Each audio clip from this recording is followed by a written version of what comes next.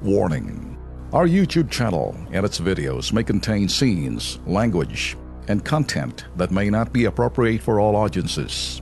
These videos include surveillance footage, undercover pursuit of suspects, actual police and rescue operations, and fearless confrontations. If you do not approve of the content, please do not watch our videos. If you wish to continue, we strongly advise that you proceed with caution.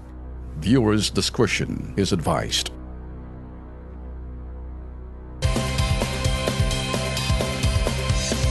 Okay mga ka-KP, kasalukuyan nagkakagulo ngayon sa Senado dahil nandoon ho ngayon mga arresting team or kasalukuyan din baka magpe-press con ho si Senator Leila De Lima din. So, Lex. Ito po ay may kaugnayan po sa inilabas pong arrest warrant to ng Muntinlupa RTC Branch 204. Ito po tungkol po sa kaso po. May ugnayan po yan sa illegal drugs. Pero nasa linya ngayon, kasama ho natin ngayon si Julius Desamboron. Siya po ay reporter ho ng PTV. Ate po siyang katuwang ngayon sa Kilos Pronto. Julius, magandang gabi sa iyo mula dyan sa Senado. Yes, magandang gabi sa inyo dyan, Sir Alex at saka Sir Ben. Alam nyo, nandito na dito sa loob ng sumulong room ng Senado. Ito pong si Senadora Leila De Lima. Nakababa na po siya mula dun sa kanyang kwarto dito sa loob ng Senado, dun sa main floor. Ito ay may kaugnayan nga po dito sa paghahain sa kanya o yung sa pagpapalabas nga po ng warrant of arrest ni Executive Judge Juanito Guerrero ng Muntinlupa Regional Trial Court Branch 204 at kasama din po ng senadora sa nahinainan po ng kaso ito pong NBI official na si Rafael Ragos at Ronnie Dayan.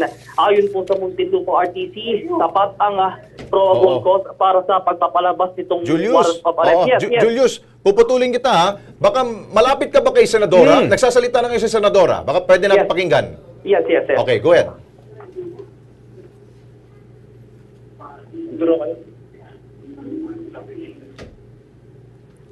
Kasalukuyan po ay nagsasagawa ho ng press briefing. Ito pong si Senadora Leila De Lima ho dyan po sa Senado. At katabi ho niya si Julius Desamboron, ang reporter ho natin po dyan sa PTV4.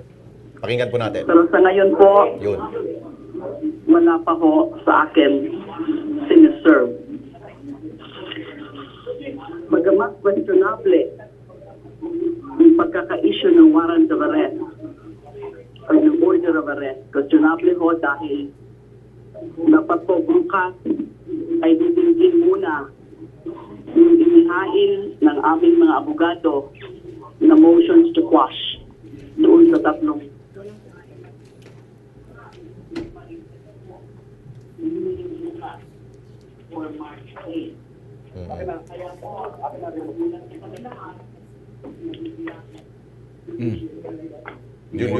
Julius?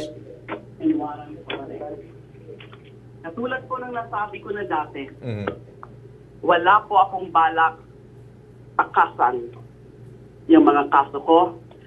Wala po akong balak magtago dahil haharapin ko po ang mga kaso na yan. Since sa ngayon po, at this very moment, 7:20, wala pa naman po nagsuserve ng warrant of arrest sa akin. Ninanais ko muna po na umuwi muna para makapiling ko na muna po.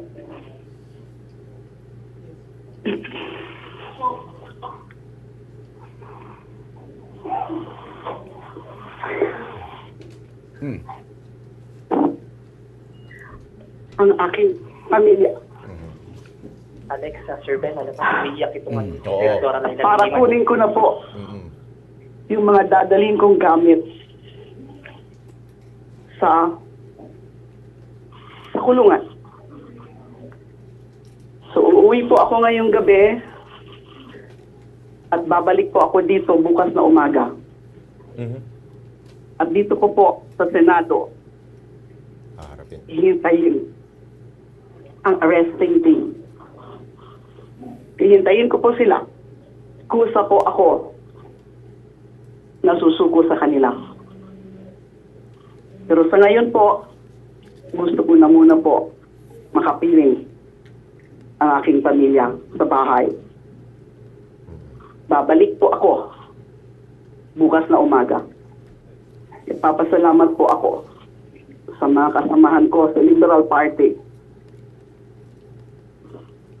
Senator Frank Drilon, Senator Kiko Pangilinan, Senator Bam Aquino, at Senator Risa Ontiveros, nandito po siya kanina, sa kanilang suporta.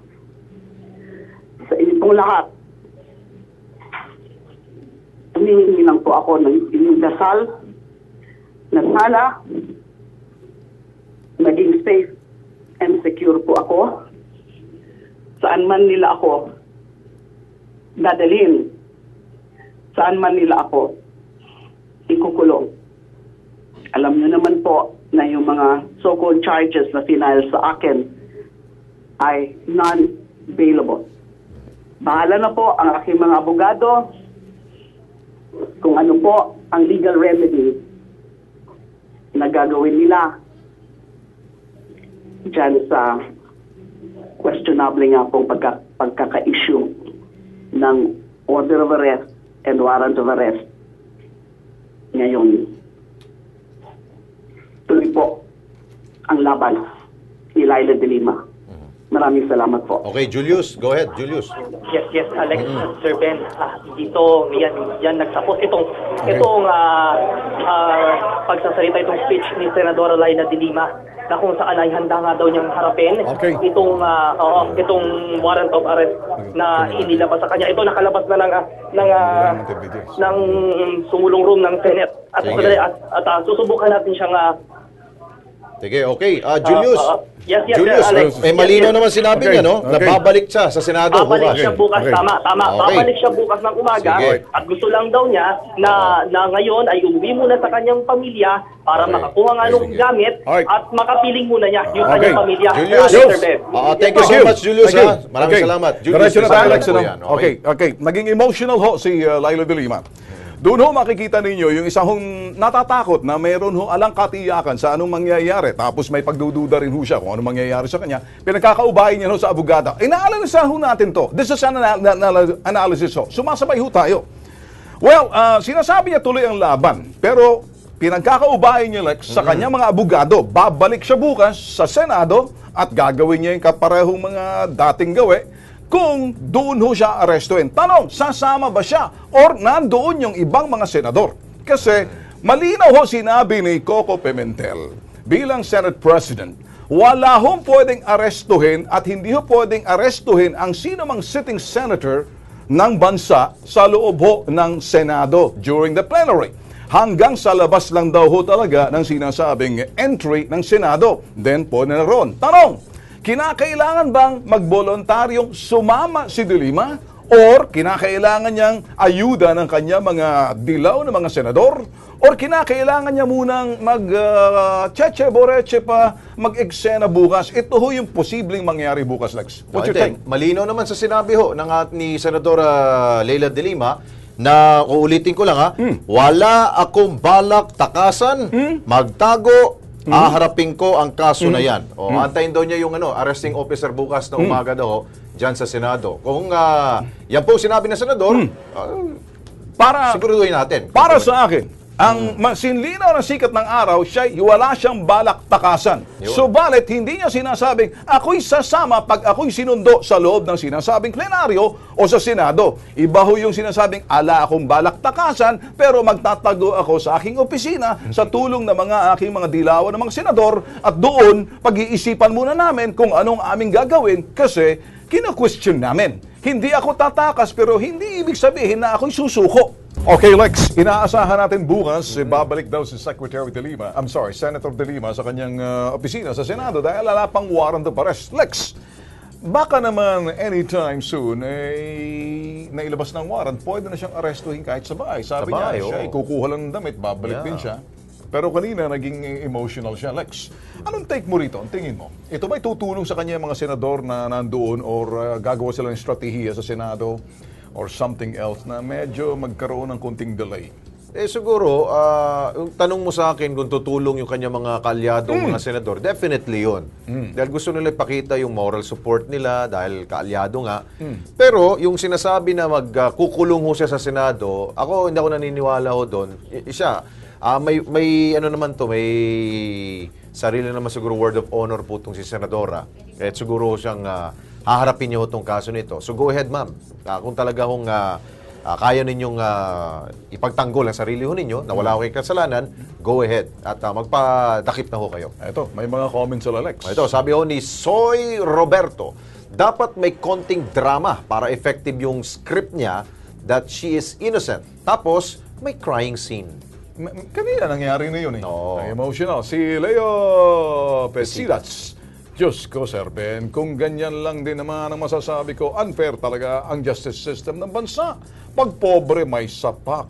Pero pag senador, dami pang drama. Yun nga, no? Pinagko-compare talaga nila, no? Ito, si Siakni Den. Ha? Tama ba yun? Gusto ko nga manlaban siya. Para, alam mo na. Si Jardine Nagal, wag na magdrama, kusa ka ng sumuko, wag ka man laban, baka matodas ka pa. Yun. Si Elmar Cardinales, sabi niya, oo naman, hindi na bago sa atin yan. Una, pag-aarestuin, tataas ang dugo. Nahirapang huminga, nangihina. Kung ako lang sa mga salot na yan, dito sa lupa, sunugin. Naku po. Ay. Yun. Pero para sa atin lang, sinaasahan ho natin. Ito hoy, pag-aanalisa lang ho, binasa natin kanina mga komento. Ay para sa akin bukas makikita natin kasi another scenario bukas kung nga ba'y may labas ng warrant of arrest baka sa Senado siya hindi siya pwede ito linawin natin Lex ha? Hindi pwedeng arestuhin ang sitting senator ito ho'y sabi ni Coco Pimentel sa loob ng Senado Wag ngayon respetuhin nyo naman daw. Exactly pero pag sa labas ng Senado iba paano kung hindi ka lalabas doon ka na lang matulog ito yung pagkakataon ng ating po mga arresting officer kunin nyo na yung arrest warrant. Puntahan nyo na kagad sa ang bahay niya. Nasa Paranaque ho siya. ganun ba? Oo, tama. Okay, Paranaque. patuloy po namin tututukan dito yan sa Kilos Pronto.